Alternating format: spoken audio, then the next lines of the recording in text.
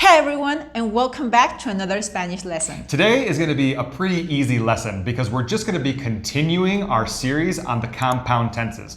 So we've already posted a video on the present perfect tense and the past perfect tense and explain what compound tenses are. Now, if you haven't seen those videos yet or just need a refresher, we'll leave the links in the description below. So today, we're going to take what we've already learned using haber plus the past participle and apply it in a new way. Right, so today we'll go over both the future perfect and the conditional perfect tenses. So the future perfect will help us express things that will have happened at some point in the future, and the conditional perfect for things that would have happened but didn't. So we're going to break both of those down so that you can start using them confidently in your daily conversations. Let's start with the future perfect tense. What is the future perfect tense? Okay, the future perfect tense helps us to express an action that will have been completed at some point in the future. So it's the idea that something will have happened by a specific point in time.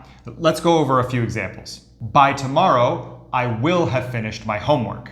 Para mañana, habré terminado mi tarea. So the action that will have happened is I will have completed my homework.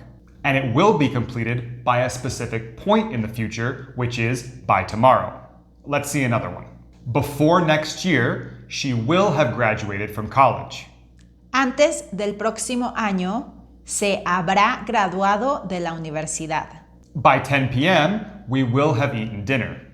A las 10 de la noche, habremos cenado. Okay, so you get the point. By a certain point in the future, we will have completed some action. But now let's talk about how do we conjugate the future perfect tense. The future perfect tense is formed with the future tense of the verb haber plus the past participle of the main verb. So we get yo habré, tú habrás, él, ella o usted habrá, nosotros, nosotras habremos, vosotros, vosotras habréis, ellos, ellas o ustedes habrán. And to form the past participle, for AR verbs, we remove the AR and add ado. So, hablar would become hablado. For ER and IR verbs, we remove the ER or IR and add ido. So, comer would become comido and vivir, vivido. Now, like we've said in our previous compound tense videos, some verbs are irregular in their past participle. So here's a list of the most common ones. Luckily, there aren't too many, so it's not too bad to learn. You can pause the video here if you'd like to write them down. Now, one of the most important rules to remember when dealing with compound tenses is that direct, indirect, and reflexive object pronouns always precede the verb. So they never are attached to the past participle or inserted between haber and the past participle. So, for example, she will have bought it by then. Ella lo habrá comprado para entonces. So it has to be lo habrá comprado. We can't have habrá comprado lo or habrá lo comprado. It always precedes the verb. Let's see another one. They will have told me the truth before leaving. Me habrán dicho la verdad antes de irse. You will have gotten up by 8 a.m. Te habrás levantado a las 8 de la mañana. Now, let's go over a few more examples and see if you can answer in Spanish along with Darcy. By the end of the month, he will have learned to set up his new computer. Para fin de mes, él habrá aprendido cómo configurar su nueva computadora. In 2026, technology will have advanced even more.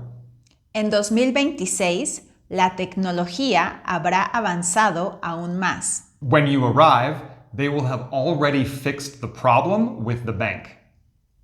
Cuando llegues, ya habrán resuelto el problema con el banco. By the time the doctor calls my name, I will have already waited an hour.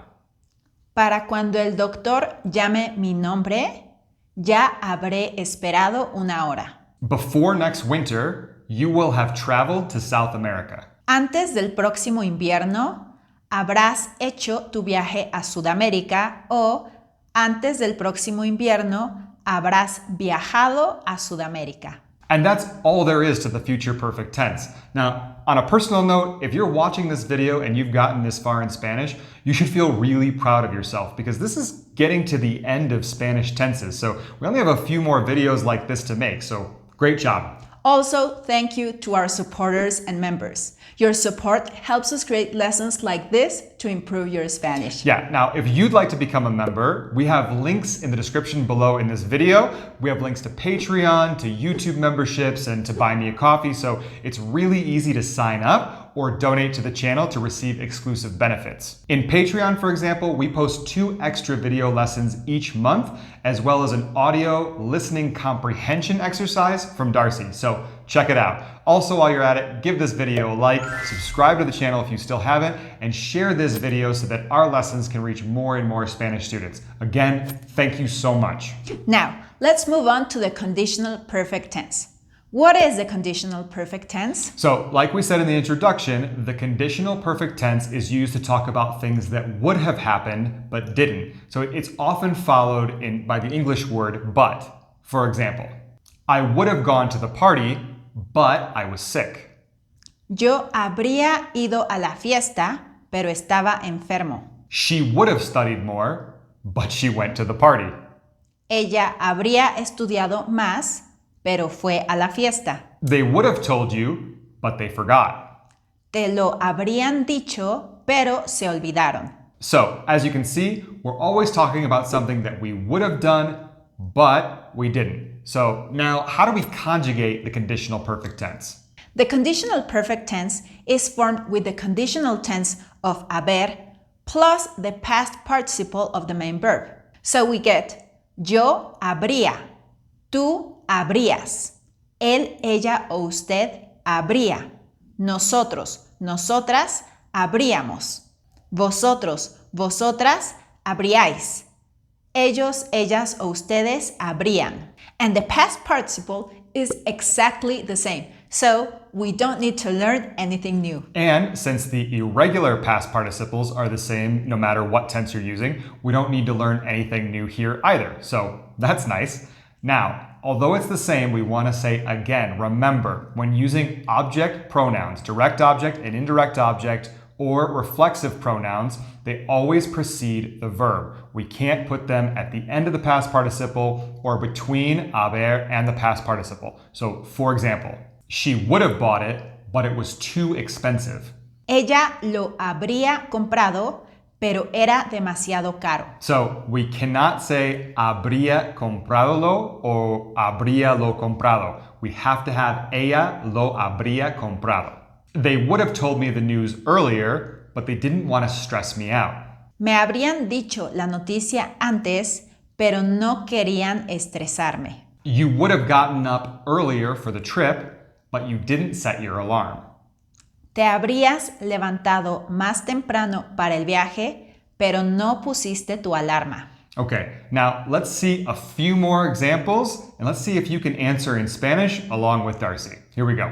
He would have finished his homework earlier, but he was very distracted. Él habría terminado su tarea antes, pero estaba muy distraído. They would have won the match, but they didn't train enough. Habrían ganado el partido, pero no entrenaron lo suficiente. The girl would have called you, but she lost your number. La chica te habría llamado, pero perdió tu número. I would have accepted the job, but the offer wasn't what I expected. Habría aceptado el trabajo, pero la oferta no era lo que esperaba. We would have sold our car, but no one offered a good price. Habríamos vendido nuestro coche, pero nadie ofreció un buen precio. They would have opened the store earlier, but they had a problem with the system. Habrían abierto la tienda antes, pero tuvieron un problema con el sistema. And that's it. Thank you so much for watching this video. Please give a like and subscribe to the channel so you don't miss any more lessons like this. Now watch this video to keep improving your Spanish. Until next time.